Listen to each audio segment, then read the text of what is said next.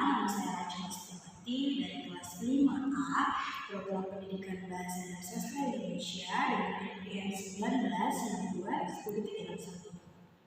Dengan adanya saya di sini, saya ingin membuat suatu video pembelajaran yang ditugaskan untuk memenuhi nilai ujian akhir semester dari Pak Asnawi SPD NPD.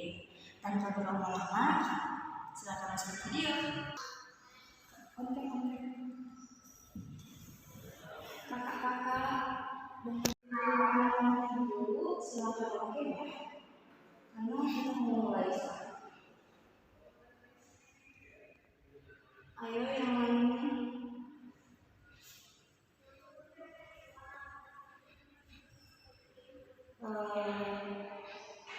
Yang lainnya silakan oke. Kalau lain kita nggak akan belajar. Ya.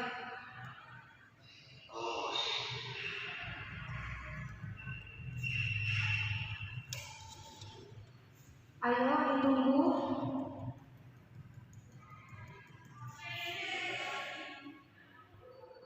Assalamualaikum warahmatullahi wabarakatuh. Selamat siang ya Mas. Selamat siang Bu. Oke, apakah semua teman-teman yang sudah bergabung dalam ini? Kayaknya sudah Bu. Kalau sudah, kita bisa mulai sekarang ya pembelajaran kita hari ini. Tetapi sebelumnya kita berdoa terlebih dahulu ya. Ketua kelas silakan dipimpin teman-teman untuk berdoa.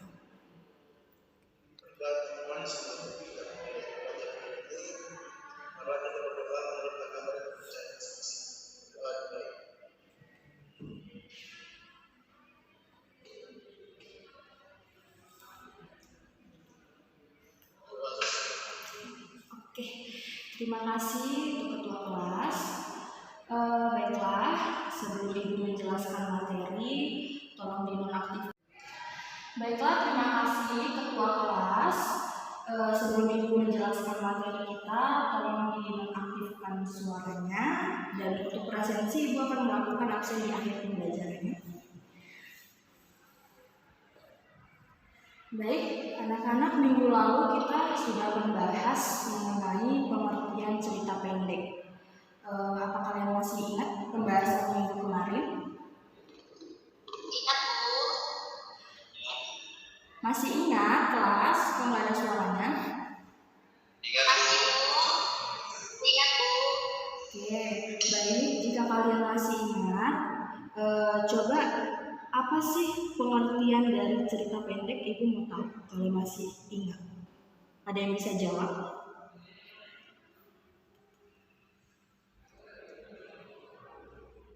Ada yang bisa jawab?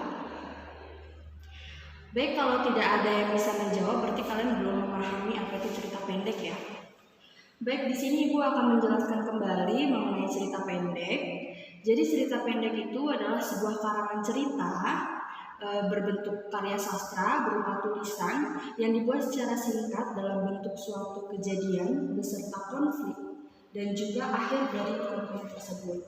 Jadi sampai di sini paham apa itu pengertian dari cerita pendek? Paham Bu. Kalau Ibu minta ulang apa pengertian dari cerita pendek, masih ingat? Oke. Sekarang Ibu minta untuk kelas coba diulang kembali apa itu cerita pendek. Siapa yang bisa? Tolong jelaskan. Mungkin mana? Oh, baik, mana? Apa itu cerita pendek? Baik Bu, cerita pendek itu adalah suatu karya sastra berupa tulisan yang dibuat secara singkat dalam bentuk suatu kejadian beserta konflik dan juga akhir dari konflik tersebut. Terima kasih Bu. Oke, terima kasih. Jawaban dari Mona itu sudah benar, tapi di sini gua akan menambahkan sedikit lagi apa itu pengertian dari cerita pendek. Cerita pendek itu merupakan suatu karya sastra jenis prosa. Jadi itu jangan dilupakan ya. Itu karya sastra jenis prosa yang biasanya dibuat di dalam bentuk kalimat yang katanya tidak lebih dari 10.000 kata. Dan untuk kelas, bahasa yang digunakan di dalam cerita pendek itu menggunakan bahasa yang naratif. Jadi, adakah di antara kalian yang bisa memberi contoh dari cerita pendek yang dimaksud? Saya Bu. Baik, Kak. Baik. Esther, silakan. Yang saya tahu Bu, contoh dari cerita pendek itu bisa meliputi persahabatan, kisah cinta, kisah menyenangkan dan lain-lain. Oke, benar ya jawaban dari Esther. Jadi anak-anak, tadi kita sudah membicarakan apa itu pengertian dari cerita pendek. Nah, dan beserta contoh-contohnya. Jadi pertemuan kita kali ini, kita akan membahas mengenai apa saja struktur dan unsur-unsur yang menjadi pembangun dalam suatu cerita pendek. Jadi kalian diharapkan mampu menyebutkan apa saja struktur serta unsur-unsur yang ada di cerita pendek beserta penjelasannya. Jadi untuk materi sekarang, apa ada yang ingin ditanyakan terkait materinya? Sebelum kita masuk penjelasan? Tidak ada ya, berarti kita langsung masuk ke penjelasan saja ya. Oke, di sini Ibu akan menjelaskan struktur dari suatu cerita pendek. Jadi, di dalam suatu cerita pendek pasti terdapat struktur dan unsur-unsurnya. Itu digunakan untuk membangun sebuah cerita. Jadi, di dalam sebuah cerpen atau cerita pendek itu terdapat 5 elemen ya. Jadi terdapat berapa anak-anak? 5 elemen Bu. Iya, 5 elemen. Yang lain kemana ini suaranya kok nggak ada? Jadi terdapat berapa anak-anak? 5 elemen. Oke, pintar. Terdapat 5 elemen dasar dan tambahannya itu disebutkan dengan abstrak. Jadi di sini Ibu akan menjelaskan masing-masing struktur serta penjelasannya ya. Jadi yang pertama itu ada abstrak. Abstrak ini di mana sebuah awal dari suatu cerita pendek itu dimulai. Jadi sebelum dimulai ada abstrak yang bisa disampaikan di dalam sebuah cerita. Tetapi abstrak ini bisa digunakan atau juga bisa tidak digunakan dalam suatu cerita pendek. Yang kedua, orientasi. Di dalam struktur cerita pendek adanya orientasi yang bertujuan untuk menjelaskan mengenai latar baik itu waktu maupun tempat. Jadi orientasi ini sama kayak latar belakangnya. Kita melihat latar itu di mana, tempatnya, waktunya, jam dan sebagainya. Jadi yang orientasi menjelaskan tentang latar dan apa? Waktu, pintar. Waktu Ibu. Baik, yang ketiga komplikasi. Komplikasi ini awal dari sebuah masalah yang timbul. Jadi kalau kita membuat suatu cerita pendek, pasti kita harus memikirkan masalah apa yang akan dibahas atau tema apa yang akan dibahas, seperti itu ya. Yang keempat ada evaluasi. Evaluasi ini sama dengan masalah yang sudah ada. Tadi yang pertama komplikasi, itu awal dari masalah. Yang kedua evaluasi, titik puncaknya suatu masalah. Paham? Yang kelima ada resolusi. Resolusi ini akhir dari sebuah permasalahan di dalam cerpen. Dan yang terakhir ada koda. Koda itu adalah pesan yang ada di dalam sebuah cerpen. Nah, jadi kita masuk ke dalam unsur. Di dalam suatu cerita pendek itu terdapat 2 unsur penting, yaitu unsur intrinsik dan ekstrinsik. Iya, pintar. Yang lain kemana suaranya ini pada tidur ya? 2 unsur tadi apa ya? 2 unsur yang disebutkan itu apa ya? Unsur apa aja?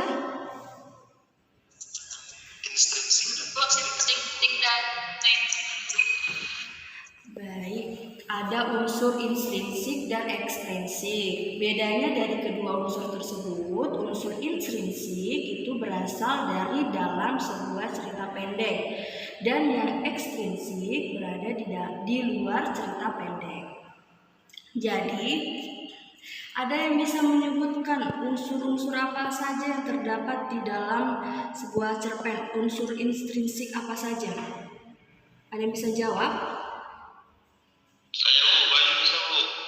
Silakan dijawab, Bayu. Unsur intrinsik dalam sebuah cerpen meliputi tema, alur atau plot, setting, tokoh dan penokohan Bu. Bagus, sudah tahu berarti ya unsur intrinsik itu apa aja. Nah, tetapi di sini Ibu akan menambahkan sedikit lagi yang teman kalian sudah jawab, Bayu sudah jawab. Di dalam unsur intrinsik itu terdapat tema, alur atau plot, latar belakang, tokoh, watak, penokohan, sudut pandang, dan yang paling penting ada amanat. Jadi kurang lebihnya ada 8 unsur intrinsik yang terdapat di dalam sebuah cerita pendek. Sedangkan di dalam unsur ekstrinsik atau yang berasal dari luar itu bisa saja di dalam suatu masyarakat atau lingkungan suatu masyarakat yang meliputi sosial, budaya, politik, dan ekonomi. Jadi kita sekarang sudah mempelajari apa saja struktur dan unsur-unsur. Boleh Ibu minta diulang semuanya? Apa saja unsur-unsur di dalam cerpen? Kalau yang sudah kalian tangkap tadi,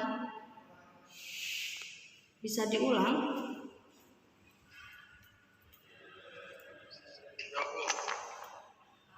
Baik, siapa yang menjawab?